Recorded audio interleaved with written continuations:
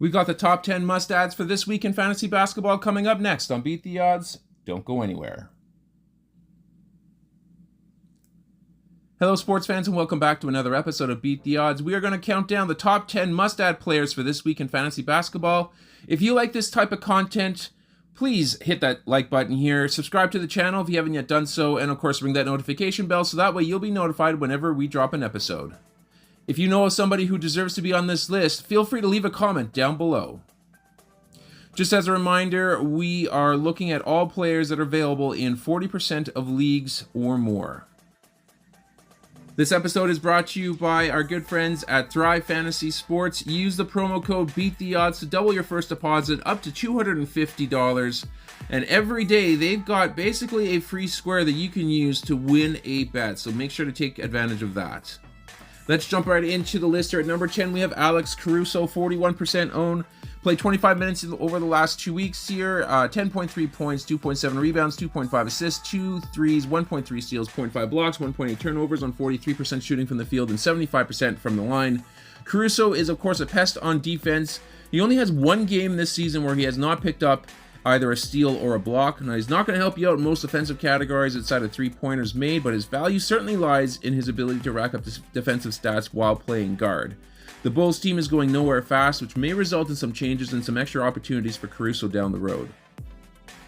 To number 9 we go. We have Dario Saric, 43% owned, played 23 minutes per game over the last 2 weeks, 14 points, 5.5 rebounds, 3.2 assists, 2.2 steals, 2.2 threes, 1 steal, 0.2 blocks, 1 turnover on 53% shooting from the field and 79% from the line. The 6'10 Croatian has found a nice niche role on a Warrior squad trying to make some noise in the West. He has proven useful as a mid-teen scoring big off the bench. His outside shooting is his calling card as he has been successful in knocking down 2 threes in 7 of his last 8 games. With the Warriors forwards now healthy, Saric's role has remained relatively unchanged.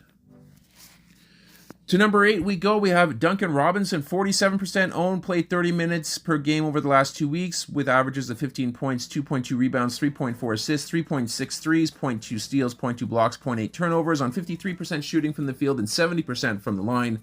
The Heat sharpshooter has been making some waves over the last few weeks, keeping a field goal percentage north of 50 while dropping 4 trays per game over the last 8 games is quite a feat. Robinson is getting a lot of run while Hero is recovering, so I wouldn't expect his usage to drop anytime soon. If you're scouring for a good source of points and for threes, I'd look no further.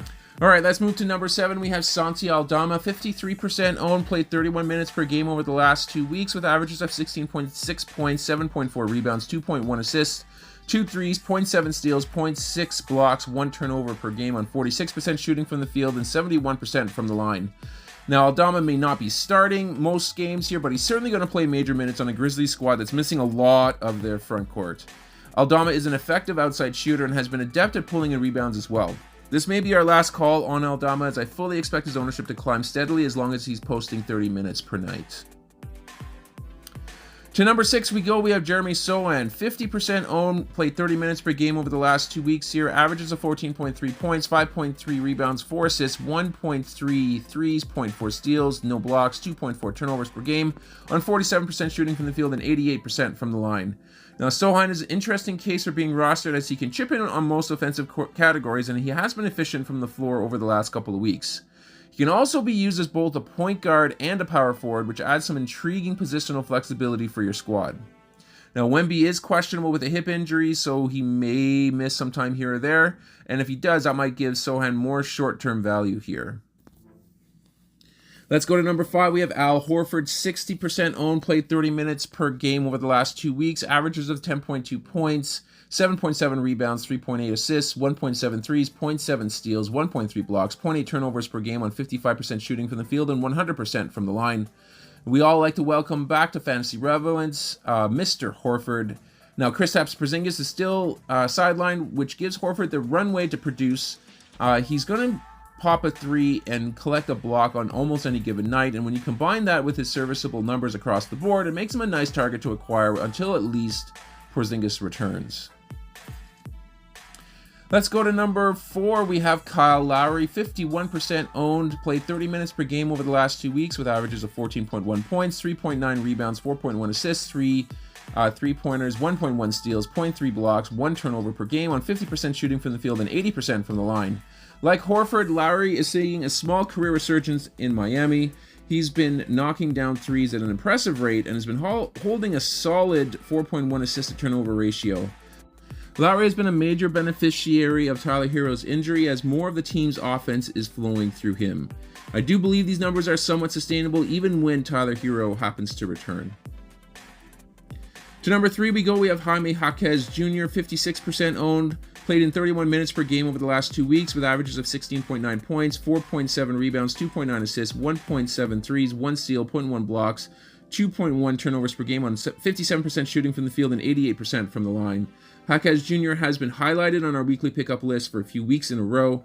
It's time to make the add as his numbers rival players like Tobias Harris, Keldon Johnson, and Cameron Johnson, and he's owned in far fewer leagues.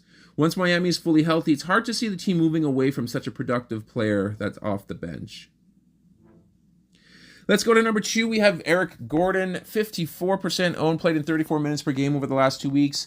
16.3 points, 2.3 rebounds, 3.1 assists, 3.7 threes, 1.1 steals, 0.7 blocks, 1.7 turnovers per game on 49% shooting from the field and 73% from the line. Gordon has been the recipient of some extra playing time with the absences of both Beal and Booker, and he's emerged as a solid complementary scorer next to KD. We have all known that Eric Gordon can shoot the three, but few could have predicted the barrage of threes that we have been seeing to start the season from him. Now, Gordon is questionable with a knee injury, so we do need to wait and see how that will turn out before we can fully commit to putting him on our roster. And last but not least, at number 1, we have Sadique Bay, 50% owned, 31 minutes per game over the course of the last 2 weeks with averages of 11.8 points, 6.2 rebounds, 1.3 assists, 1.5 threes, 1.3 steals, 0.7 turnovers per game on 52% shooting from the field and 67% from the line.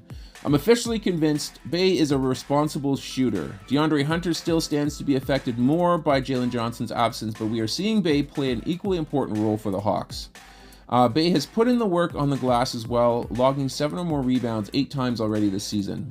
It looks like he's appropriately rostered in Atlanta and should continue to thrive for that team. And that's going to do it here for this episode. I hope you guys enjoyed it. If you did, please leave a like on the video and subscribe to the channel if you haven't yet done so already. But we are going to sign off for now. We're going to catch you guys on our next episode.